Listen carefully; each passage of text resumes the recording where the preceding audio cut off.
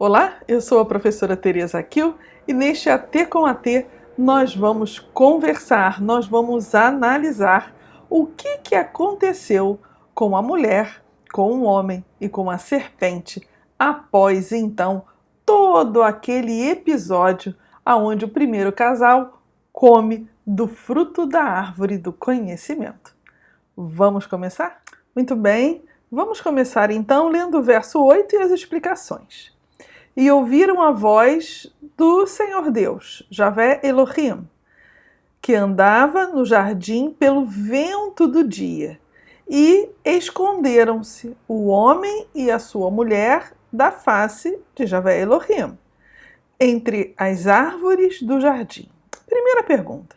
3 observações no verso e a primeira pergunta. O que eles ouviram? Então, os rabinos aqui, Rashi principalmente, vai dizer que eles ouviram o quê?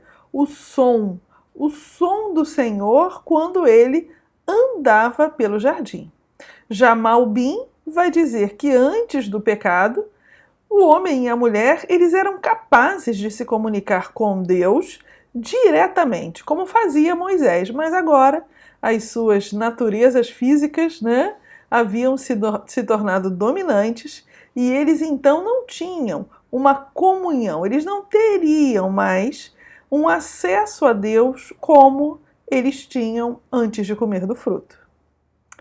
Segunda observação, pelo vento do dia. A gente geralmente tem pela viração da tarde, pela viração do dia nas traduções em português, mas eu quis colocar o vento aqui exatamente para lembrar o Ruha.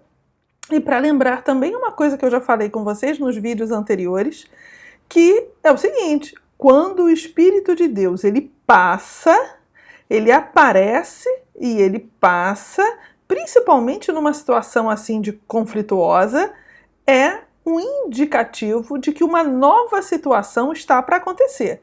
Vai haver uma mudança na narrativa e efetivamente haverá, Então, só para que a gente fique atento. Que mudanças acontecerão? Vamos lá, vamos seguindo. E esconderam-se o homem e a sua mulher da face do Senhor, Então aqui o verbo esconder-se, é bem interessante isso, Este verbo é vai-rabê. Esse verbo vai-rabê, a guimatria dele, ou seja, a soma das suas consoantes vai dar 6, que é o número do homem. Mas também é um número, por ser o número do homem, está relacionado ao lar, ao cuidado com o outro, ao sentimento de elo familiar, exatamente o que foi quebrado agora, Desde o momento em que o homem ele come do fruto, o homem e a mulher, eles comem do fruto, esse relacionamento entre eles fica estremecido, mas também entre o homem e Deus. Então percebe, parece até que foi uma coincidência, A gematria do verbo esconder-se aqui ter dado exatamente esse número, Vamos avançar. E chamou Javé Elohim ao homem e disse: onde estás? Disse para o homem: onde é que você está? Então, por o esforno, a melhor tradução seria: por que você não se mostra abertamente quanto antes? E o Or-Hashaim vai dizer: por que você se esconde e não aparece diante de mim? E realmente é isso, O Deus está perguntando: o que está acontecendo? Onde é que você está? E aqui é muito própria a observação do Radak e do Rashi, porque eles vão dizer que Deus vai fazer essa pergunta, onde estás, para que o homem, pudesse até, de repente, falar alguma coisa, Então ele vai dizer, o Radak e o Rashi vão dizer, que essa palavra, essa frase, onde estás, é, na realidade, a forma que Deus arrumou para abrir a conversa com o Adão, sem ter que necessariamente puni-lo de repente uma punição, É muito interessante isso, porque daqui a pouco, no capítulo 4, Deus vai tomar a mesma posição com o Caim. Após o Caim matar o seu irmão, Deus vai perguntar para ele: Caim, cadê o Abel? Esperando ouvir dele alguma coisa, Uma resposta um pouco mais reflexiva. Mas tanto com Adão quanto com Caim, isso não acontece. E é o que a gente vê no verso 10. E disse, né, o homem vai falar, a tua voz ouvi no jardim e temi, pois estava nu e escondi-me. E aqui o Or Hashaim vai dizer, né, que o Adão, ele quis, né, o Or Hashaim diz que Adão quis dizer que o pecado o havia conscientizado da perda da santidade, daí a sua nudez, né?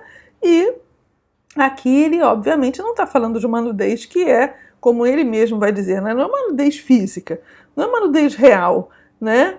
Porque ele já estava até coberto de folhas, né? Ele mesmo, ele e a Eva não vão fazer aquele cinturão, né? E tudo. Então, percebe que aqui é algo mais, né? É além do que o texto está nos falando, né? Essa nudez aqui não é uma nudez física, simplesmente, mas é uma perda, a perda de algo. E para o Or Hashaim vai ser a perda da santidade. E aqui também eu acho que Deus, ele não esperava ouvir essa resposta. Eu acho que Deus esperava ouvir do Adão o seguinte: Senhor, eu pequei. Senhor, eu desobedeci, né? Aqui a palavra pecado, a gente ainda não viu essa palavra aparecer no nosso texto, porque efetivamente ela não aparece. A palavra pecado só vai aparecer em Gênesis 4, a gente vai chegar lá, né? Mas então percebe que aqui a resposta que o Adão dá não é de repente a resposta que Deus queria ouvir, né? Vamos avançar. E aí Deus vai replicar, né? E disse: quem mostrou para ti que estavas nu? Da árvore que te ordenei para não comer, comeste?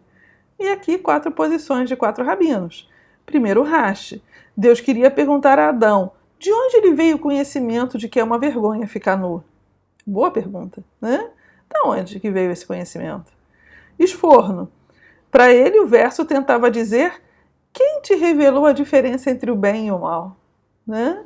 E o Or Hashaim, um sentimento, para esse rabino, um sentimento foi gerado internamente em Adão, resultado do pecado e da perda de santidade. Então percebe que essa perspectiva, essa visão que o Adão tem agora, é uma visão um pouco diferente da que ele tinha, né? Antes de experimentar da árvore do conhecimento. E Adão disse, a mulher que me deste para junto de mim, ela deu para mim da árvore e comi. Interessante, né? Mais uma vez, o Adão poderia ter se desculpado. O Adão poderia ter falado, olha, eu descumpri o mandamento. Mas não é isso que ele faz. Agora ele coloca a culpa em terceiro, ou em terceiros, né? Rambam, né, vai dizer que o Adão ele expressou aqui uma ingratidão. Eu imaginei, poderia ser um pensamento do Adão, eu imaginei que tudo que ela me dissesse seria para o meu benefício e ajuda, e eu comi. Né? Para Shishkune, Adão reclamou que a mulher que deveria ser sua ajudante, sua assistente, acabou sendo sua sedutora. E para Esforno, Adão tentou culpar o próprio Criador, o próprio Deus, por ter cometido um pecado. O fato é simples. É como eu coloco aqui. O Adão preferiu ouvir a voz da esposa do que seguir o comando de Deus. Deus falou para ele, não come. A mulher foi lá e deu. Né? Ele vai e come. Então são as opções. Nossa vida é feita de escolhas. O homem tem livre-arbítrio para fazer o que quiser. Né? Ele pode usar a sua liberdade para obedecer ou usar a sua liberdade para transgredir. Ele é livre para fazer o que ele quiser. E o Adão aqui, ele teve sua opção. Ele optou por seguir a mulher. Agora dizer que isso aconteceu porque Deus criou a mulher, ou isso aconteceu porque a mulher... Né? É mais fácil ele assumir a culpa que ele errou. Porque ele comeu. Porque ele preferiu ouvir a mulher dele. Né? E é muito interessante essas perspectivas rabínicas, porque tem uma perspectiva rabínica que diz o seguinte, que o Adão, quando ele come, né, a Eva vai, entrega para ele o fruto e ele come. E aí um rabino vai perguntar, né, para o outro, mas por que ele comeu, né? Ele não tinha por que estar comendo. E aí o rabino falou assim, não, olha, eu entendo o que aconteceu com ele. É que ele pensou o seguinte, bom, Deus é homem, eu também. Homem com homem a gente se entende, a gente pensa mais ou menos igual. Agora, se eu arrumar uma contenda com a Eva, se eu chegar e falar assim, não, Eva, eu não quero comer esse fruto não, pronto, fechou o tempo, já era, perdi a mulher, né? Então, ele vai dizer o Midrash, né, que ele fala assim, eu prefiro comer, vou comer essa árvore aqui, não vou aborrecer a mulher, e depois com o Senhor eu me entendo. Só que, né, isso é um Midrash, isso é uma brincadeira entre rabinos, né, porque efetivamente o Adão não poderia ter preferido ouvir, né, dado preferência à voz da esposa à voz do Senhor. Verso 13. E disse Deus, Javé Elohim, à mulher, que é isso que fizeste? E disse a mulher, a serpente me enganou e eu comi. Percebe que é a mesma dinâmica do que acontece com o homem, acontece com a mulher. Deus fala com a mulher e dá a ela a oportunidade de dizer, errei, comi do fruto que eu não deveria comer. Mas ela agora joga a culpa na serpente. Assim como o homem joga a culpa na mulher, a mulher joga a culpa na serpente. E aí, os rabinos vão dizer, né? Para o Hashaim, assim como fez Adão, Deus queria dar a Eva a oportunidade de confessar o seu pecado. Ou, como disse Esforno, queria despertá-la a se arrepender. Mas, para Tuharok, Deus externa uma declaração pelo descumprimento da sua ordem, pois Eva foi feita do osso de Adão e o mandamento também a incluía. Por isso que Deus já vai com ela enfaticamente. O que você fez? Né? O que aconteceu? Né? O que você fez? Né? Para Rashi, a resposta da mulher mostrou ingratidão. Ou, como disse Radak, ironia, querendo dizer, se eu realmente seduzi Adão, foi apenas porque a serpente me seduziu primeiro. Você criou o meu sedutor. Então, é até uma ironia, né? O que ela faz, né? Então, a serpente me enganou e eu comi. Se você não tivesse feito a serpente, nada disso teria acontecido. É bem mais fácil culpar o outro do que assumir a sua própria responsabilidade. Nós somos assim. Nós preferimos culpar o outro pelos nossos insucessos do que dizer, não, olha, eu fiz mesmo, deu errado, errei, vou tentar ajustar. Não é isso que a gente faz geralmente, né? Verso 14.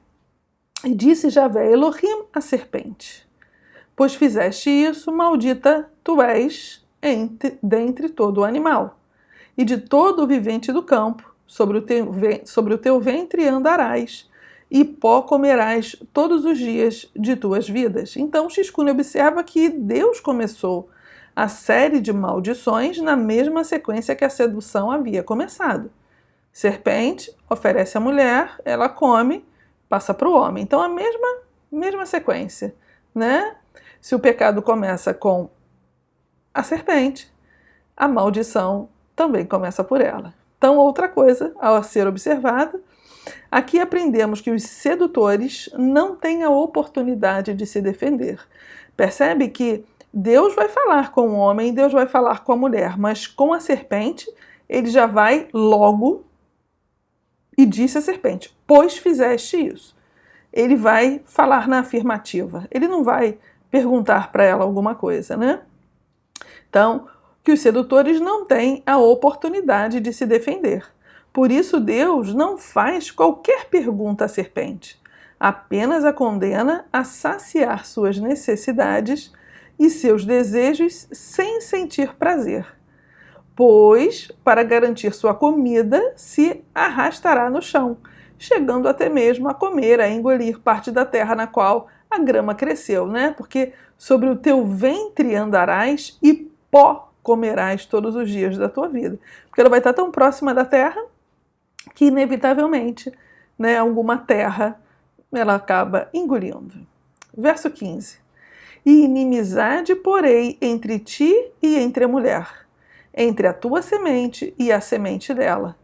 Ele te ferirá a cabeça e tu ferirás o calcanhar. Então, para Rashi Shishkuni, esta punição de inimizade entre a cobra e a mulher está relacionada ao fato da cobra ter falado e tentado primeiro a Eva.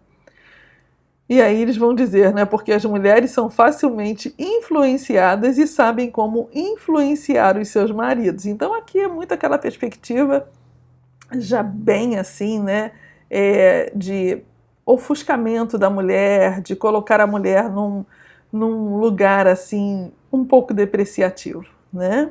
Para Or-Hashaim, a inimizade mortal entre a cobra e a mulher está ligada às consequências da ação da serpente. Assim como os descendentes de Eva morreriam, a serpente viveria ameaçada de morte por esses descendentes, né? Porque a mulher agora, já que ela come da árvore do conhecimento, ela passa a morrer. Ela e os descendentes. Então, daqui para frente, é essa briga de vida e morte, né? Quem vai morrer primeiro, né? Verso 16. E para a mulher disse: aumentarei muito o teu sofrimento e a tua gravidez. Em dor gerarás filhos, e o teu desejo será para o teu marido, e ele te dominará. Esforno diz que a dor em gerar filhos está ligada a experimentar a angústia enquanto estiver envolvida na criação dos filhos, né? E diferente, obviamente, dos outros. Os animais, eles não têm isso. Eles, depois de um determinado tempo, desmamam o filhote e o filhote vai viver a vida dele, né? Mas o homem e a mulher não é assim. O homem, a mulher, né, com os seus filhos, eles têm sempre essa questão de apoio, de guarda, de cuidado, né? Hoje, inclusive, no nosso mundo, nós temos, né, adultos que moram com os pais, né? E os pais continuam ali a cuidar e a sustentar, muitas vezes, né, esses próprios filhos. 17. E para o homem disse: pois ouviste a voz da tua mulher e comeste da árvore que te ordenei, dizendo: não comerás dela, maldita é a terra fértil por causa de ti. Com sofrimento comerás dela todos os dias da tua vida. E aqui 3 observações. Primeira, pois ouviste a voz da tua mulher. Então a punição do homem deixa claro que ele preferiu ouvir a voz da esposa ao próprio Deus. E que não se preocupou em analisar, em examinar o que a Eva dizia. E comeu da árvore inadvertidamente. O Adão realmente ele não questiona, mas de onde que vem esse fruto? A gente já viu isso, né? Ele nem pergunta para ela: que fruto é esse? De que árvore é essa? Né? Não. Ele simplesmente pega e come, né? Maldita é a terra fértil por causa de ti. Então, aqui a terra seria privada de produzir apenas coisas boas. E muitas das sementes plantadas por Adão deixarão de germinar e crescer. Então, a terra fértil, que é a Adamá, que é a terra da agricultura, que é a terra da qual o homem foi feito, essa terra sofre. Ela sofre agora com a dificuldade de gerar, de brotar, de germinar, de sustentar o próprio homem, né? Com sofrimento comerás dela, né? Então, se antes Adão precisava apenas colher os frutos do Gan Eden, né? Ele ia nas árvores, no pomar e colhia dos frutos. Agora, ele vai ter que trabalhar intensamente o solo fértil, a Adamá, até poder colher e comer desses frutos. É exatamente isso, trabalho árduo, né? Trabalho árduo, tá? Concluindo, a partir de agora, o homem e a mulher terão que aprender a viver com as consequências do seu ato de desobediência. Se antes havia harmonia entre o casal e Deus, agora a desarmonia está instaurada. E nada será como antes. E não será. Porque daqui a pouco nós vamos ver que vai haver ainda uma consequência maior e mais terrível que o homem e a mulher precisarão enfrentar por terem experimentado do fruto da árvore do conhecimento. Se você gostou deste vídeo, curta, comente e compartilhe com os seus amigos. E se ainda não se inscreveu no canal, inscreva-se e aperte o sininho. Assim, toda vez que eu postar um vídeo novo, você será avisado. Um abraço e Deus abençoe a sua vida.